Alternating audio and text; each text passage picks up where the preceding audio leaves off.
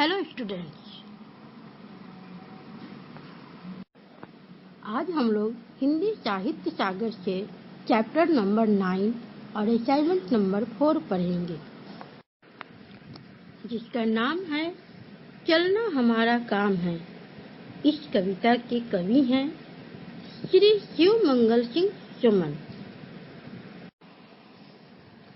Doctor Shiv Mangal Singh Suman की गणना हिंदी की श्रेष्ठ कवियों में होती है। इनका जन्म उत्तर प्रदेश के उन्नाव जिले के झगरपुर नामक गांव में 14 अगस्त 1915 ईस्वी में हुआ था। इनकी प्रारंभिक शिक्षा गांव की पाठशाला में ही हुई थी। इनकी रुचि काव्य लेखन के प्रति विद्यार्थी जीवन से ही थी। इन्होंने ग्वालियर के विक्टोरिया कॉलेज से बीए तथा काशी हिंदू विश्वविद्यालय में हिंदी में एमए और डी.लिट की उपाधियां प्राप्त की। यद्यपि ये एक और तो प्रगतिवादी काव्यधारा से जुड़े रहे, तथापि दूसरी ओर इनकी कविताओं का विषय प्रेम और श्रृंगार भी रहा है। अपनी प्रगतिवादी कविताओं में इन्होंने साधारण शोषित मानव की पीड़ा, कुंठा व निराशा के साथ साथ सामाजिक विषमता और वर्ग संघर्ष का भी सजीव एवं मार्मिक चित्रण किया है। इनके काव्य संग्रह हैं हिलोल, जीवन के गान, प्रलय सृजन, पर आंखें नहीं भरी, बिंद हिमालय, मिट्टी की बारात एवं विश्वास बढ़ता ही गया। इनका एक नाटक है जिसका नाम है प्रकृति पुरुष कालिदास। इन्होंने एक आलोचना भी लिखी है, महादेवी की काव्य साधना। प्रस्तुत कविता के द्वारा कवि हमें जीवन के इस गूढ़ अर्थात गहरे तत्व को समझाना चाहता है कि गति ही हमारे जीवन का शाश्वत सत्य है।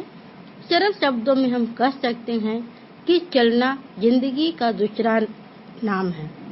रुकना मृत्यु का सूचक है और हंस बोलकर जिंदगी जीना सरल होता है, जबकि अपनी अपूर्णता या दुख को देखकर निराशा में डूब जाना मूर्खता है। सुख दुख तो सबकी जिंदगी में आते ही हैं, फिर रोने से क्या लाभ। कभी हमें आगे बढ़ते रहने की प्रेरणा देता है और कहता है कि आशा और निराशा को समान रूप से स्वीकार करके हम जीवन रूपी पथ पर लगातार आगे बढ़ते रहे। गति प्रबल पैरों में भरी, फिर क्यों रहूं दर दर खड़ा, जब आज मेरे सामने है रास्ता इतना बड़ा।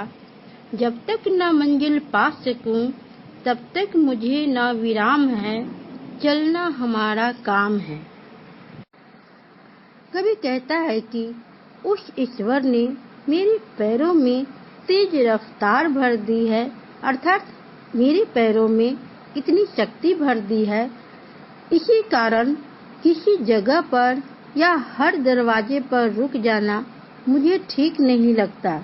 इस जीवन रूपी पथ पर अभी मैं बीच रास्ते में हूँ, मंजिल तक नहीं पहुँच पाया हूँ। मेरे सामने लंबा रास्ता पड़ा है जिसे मुझे पार करना है। जब तक मैं अपनी मंजिल पर नहीं पहुँच जाता अथवा अपना लक्ष्य प्राप्त नहीं कर लेता, तब तक मैं आराम नहीं कर सकता। कभी कहता है कि इस बीच रास्ते में रुक जाना समझदारी नहीं है, अपनी मंजिल तक पहुंचने के लिए चलना ही हमारा काम है। कभी कहते हैं कि हमारे अंदर असीम शक्तियां हैं, जिसके कारण हम चुनौतियों का सामना आसानी से कर सकते हैं और जीवन पथ पर आगे की ओर बढ़ सकते हैं। कुछ कह लिया, कुछ सुन लिया, कुछ बोझ अपना बट गया। अच्छा हुआ तुम मिल गई, कुछ रास्ता ही कट गया। क्या राह में परिचय कहूँ, राही हमारा नाम है, चलना हमारा काम है। कवि कहता है कि इस जीवन रूपी पथ पर बहुत से लोग मिलते हैं, अर्थात बहुत से मुसाफिर मिलते हैं। कभी हम उनसे कुछ कहते हैं तो कभी वे अपने जीवन के सुख दुख हमसे साझा करते हैं, मतलब बांटते हैं, बताते हैं। इस तरह कहने सुनने से दुख का बोझ कुछ कम हो जाता है। कभी इस जीवन पथ पर अपनी कविता रूपी सखी को पाकर प्रसन्न है, क्योंकि अब उसका रास्ता आराम से कट जाएगा। जीवन रूपी पथ पर चलते हुए कभी कहता है कि राह में चलते चलते मैं अपना परिचय क्या कहूँ, चूंकि मैं इस राह का मुसाफिर हूँ। अतः अपने परिचय में मैं बस इतना ही कहना चाहता हूँ कि मैं एक राही हूँ और मेरा काम इस राह पर तब तक चलते रहना है जब तक मैं अपनी मंजिल नहीं पा लेता।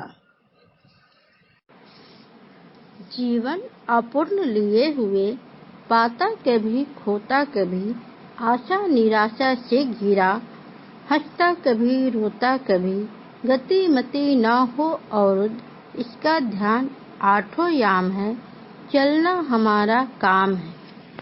कभी कहता है कि मनुष्य अपने आप में पूर्ण नहीं है, प्रत्येक मनुष्य में कुछ न कुछ कमी अवश्य होती है। इसलिए मैं भी अपने इस अधूरेपन को लिए हुए जीवन पथ पर बढ़ता जा रहा हूँ। रास्ते में चलते चलते कभी कुछ सफलताएं भी मिल जाती हैं, तो कभी किसी चीज को खो देने का दुख भी होता है।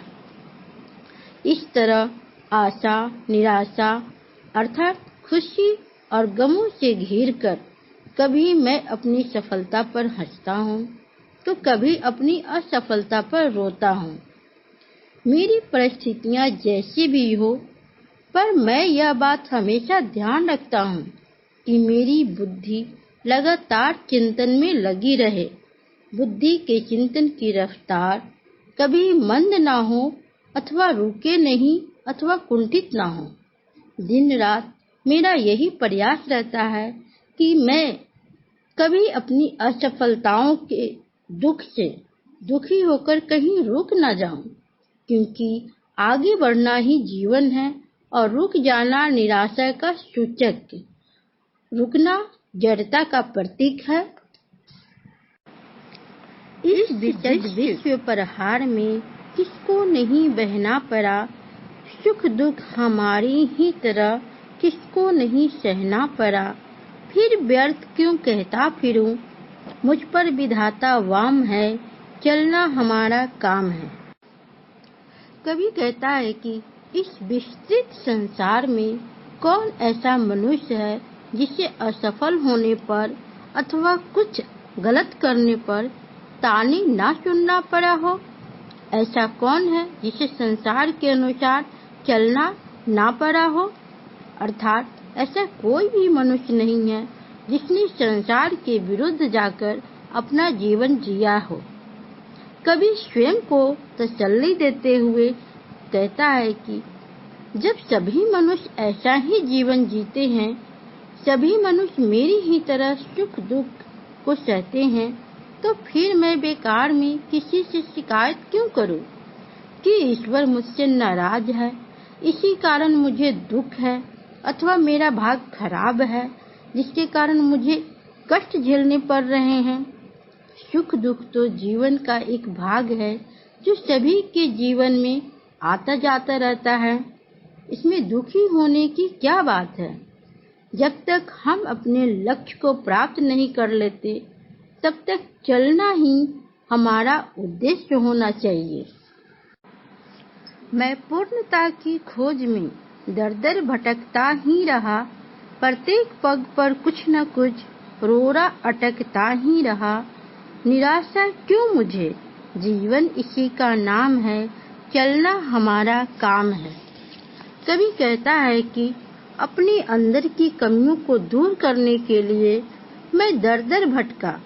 मैंने जगह जगह घूमकर संपूर्ण होने का भाव तलाशा, किंतु काफी खोजबीन के बाद भी मुझे उसमें सफलता ना मिली।